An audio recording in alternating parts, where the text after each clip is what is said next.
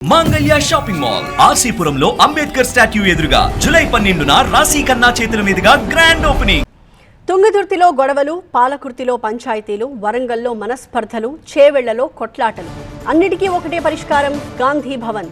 ఇక్కడ అన్ని సమస్యలు తీర్చబడతాయి. ఇప్పుడు తుంగతుర్తి పంచాయతీని తేల్చే పనిలో పడింది టీపీసీసీ.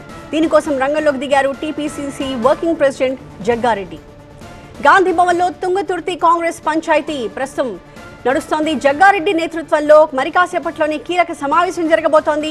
ఎమ్మెల్యే మందుల సామేల్, ఎంపీ చామల కిరణ్ కుమార్ మధ్య విభేదాల నేపథ్యంలో ఈ పంచాయతీ సాగుతోంది. 9 మంది కాంగ్రెస్ మండలాధ్యక్షుల నియామకాలపై వివాదం చెలరేగింది. ఈ సమావేశానికి తుంగతుర్తి కాంగ్రెస్ నేతలు, కార్యకర్తలు హాజరు కాబోతూ ఉన్నారు. ఇరు వర్గాల ఘర్షణతో ఈ భేటీ చాలా కీలకంగా మారింది. తుంగతుర్తి కాంగ్రెస్లో విభేదాలకు పరిష్కారంపై వాళ్ళు చర్చించబోతున్నారు.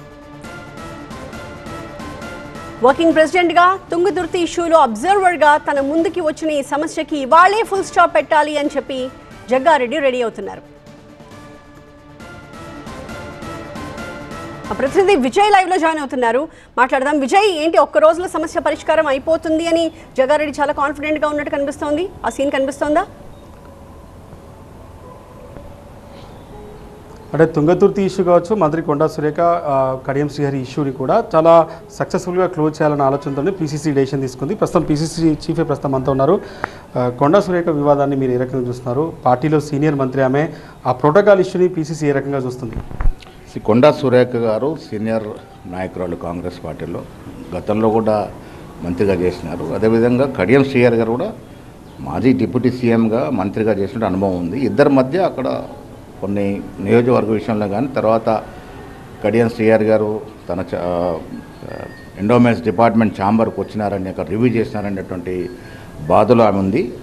సో ఈ సమస్యని పరిష్కారం చేయడానికి మీనాక్షి నటరాజన్ గారు, నేను, అదేవిధంగా వారు ఇదివరకే ముఖ్యమంత్రి గారు కూడా చెప్పినారు కాబట్టి ఆ సమస్యని కొంత వీలైనంత త్వరగా పరిష్కరించాలని సీనియర్ నాయకుడైనటువంటి ఏఐసిసి నేత సావంత్ గారికి ఆ బాధ్యత ఇవ్వడం జరిగింది. అదేవిధంగా తుంగతుర్తిలో తలెత్తిన వివాదం విషయంలో కూడా మరొక సీనియర్ నాయకుడు జగ్గారెడ్డి గారిని అక్కడ ఒక సమన్వయకర్తను వేయడం జరిగింది. ఈ రెండు కూడా చిన్న సమస్యలు 1-2 రోజులు సాల్వ్ అవుతాయి.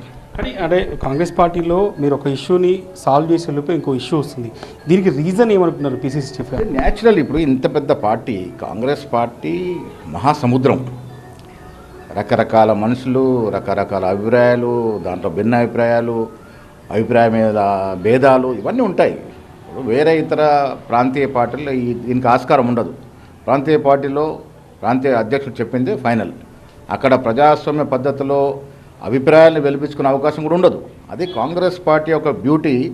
ఆ అవకాశం కాంగ్రెస్ పార్టీలో ఉంటుంది కాబట్టి రకరకాల మనుషులు రకరకాల అభిప్రాయాలు వ్యక్తపరుస్తూ ఉంటారు. అది సహేతుకమా కాదా అని నిర్ణయించాల్సింది పీసీసీ. కొన్నిసార్లు అభిప్రాయం వ్యక్తపరిచే దాంట్లో కొంత గీతలు కూడా దాటుతూ ఉంటారు.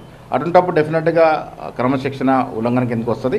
ఏదేమైనా వీరిద్దరి మధ్యన సమస్య కానీ, తుంగతుర్తి సమస్య కానీ 1-2 రోజులు దాన్ని పరిష్కారం చేసి ఒక మార్గం చూపిస్తాం. అంతర్గత ప్రజాస్వామ్యం అంటే మాటలు మాట్లాడుకోవచ్చు, కానీ ఇద్దరు కార్యకర్తలు రోడ్డుపైకి వచ్చి పోలీసులపైన రాళ్ళు లాఠీచార్జీలు చేసిన పరిస్థితి వచ్చింది.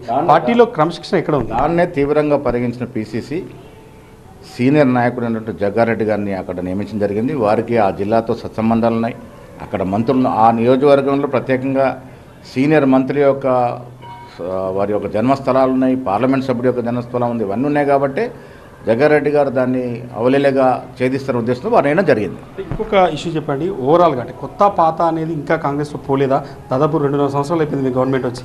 ఉంటుంది. ఇప్పుడు మేము అధికారంలోకి వచ్చినాడు ప్రజలు మాకు 63 సీట్లు ఇచ్చారు. అదే 75 సీట్లు పైన ఇబ్బంది లేదు.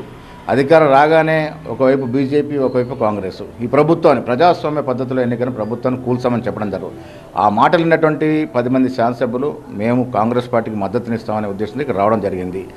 వాళ్ళు వెనుకొచ్చిన అనుచర వర్గం కొంత వాళ్ళని కూడా పార్టీ పరంగా కొంత ఊతం ఇవ్వాల్సిన అవసరం ఉన్నది. ఆ పాత కొత్త కలయికలో కొన్ని చోట్ల ఇబ్బందులు అన్నమాట వాస్తవం. బట్ దాన్ని కూడా అధిగమించే ప్రయత్నం చేస్తా ఉన్నాం. తుంగతుర్తి ఇష్యూని డీల్ చేయడానికి వేసిన జగ్గారెడ్డి కొద్ది క్రితం గాంధీ భవన్లో పీసీసీ కానీ ముఖ్యమంత్రి ఆదేశిస్తే తాను హరీష్ రావు పైన పోటీకి సిద్ధమంటున్నారు.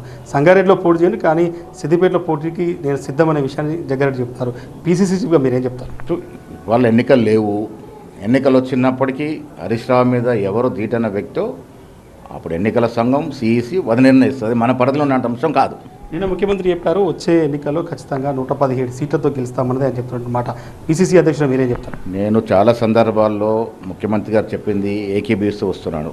నిజంగా కూడా ఇవాళ ఈ రాష్ట్రంలో ఉన్నటువంటి పరిస్థితికి ఒకవేళ గమనిస్తే పేద ప్రజానికానికి అందుతున్నట్టు సంక్షేమం కానీ, ఓవరాల్గా రాష్ట్రంలో జరుగుతున్న అభివృద్ధి కానీ, విదేశీ పెట్టుబడులు కానీ, విద్య వైద్యం కానీ, స్పోర్ట్స్ కానీ, వ్యవసాయ రంగం కానీ, పారిశ్రామిక రంగం కానీ అన్నిట్లో కూడా ప్రభుత్వం గత పాలకుల కంటే చాలా మెరుగైనటువంటి ఫలితాలు ఇస్తూ ముందుకు పోతూ ఉంది.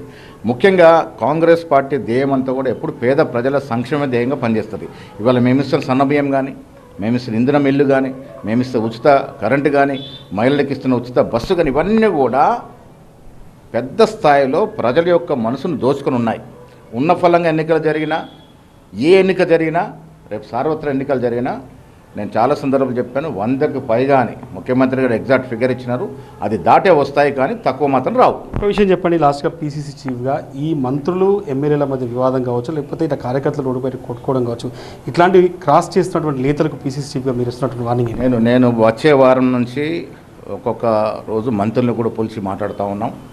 మాట్లాడిన నిర్ణయానికి వచ్చాం. ఏఐసిసి ఆదేశాలు వారి మంత్రివర్గ డిపార్ట్మెంట్లో జరుగుతున్నటువంటి అభివృద్ధి కానీ, ఇస్తున్నటువంటి సంక్షేమ ఫలాలు కానీ, దాన్ని ఏ రకంగా ప్రజలకు తీసుకెళ్లాలో అనే దాని మీద పార్టీకి మంత్రులకి సమన్వయం పరిచే విధంగా మంత్రులను కూడా గాంధీభవన్ పిలిచి మాట్లాడే కార్యక్రమం పెట్టుకున్నాం. వారు ఇచ్చే సూచన సలహాలతో పాటు వారి డిపార్ట్మెంట్లో జరుగుతున్న అభివృద్ధి సంక్షేమాన్ని ఏ రకంగా ప్రజలకు తీసుకెళ్లాలో వాళ్ళ సలహాలు సూచనలు తీసుకుని డెఫినెట్ ప్రజలకు వెళ్తాం. ఇది ఖచ్చితంగా తుంగతుర్తి ఇష్యూని తేల్చడం కోసమే తమ జగ్గారెడ్డిని వేశాము. తర్వాత మంత్రి కొండా సురేఖ, కడియం శ్రీహరి ఇష్యూని కూడా త్వరలోనే పూర్తి స్థాయిలో చేస్తాము. ఈ పార్టీలో ఉన్న కొత్త పాత ఇష్యూస్ ఏవైతున్నాయో వాటిని పూర్తి స్థాయిలో క్లోజ్ చేస్తాము. దాంతోపాటుగా వచ్చే వారం నుంచి ప్రతి జిల్లాకు సంబంధించిన ఇన్ఛార్జ్ మంత్రిని పిలిచి పీసీసీ రివీల్ చేసింది. పార్టీకి ప్రభుత్వానికి మధ్య పూర్తి స్థాయిలో ఒక కోఆర్డినేషన్ ఏర్పాటు చేయడానికి మాత్రం తాము పూర్తి స్థాయిలో సిద్ధంగా ఉన్నది మాత్రం రాష్ట్ర పీసీసీ అధ్యక్షుడు మహేష్ కుమార్ గౌడ్ చెప్తున్న పరిస్థితి కనిపిస్తుంది.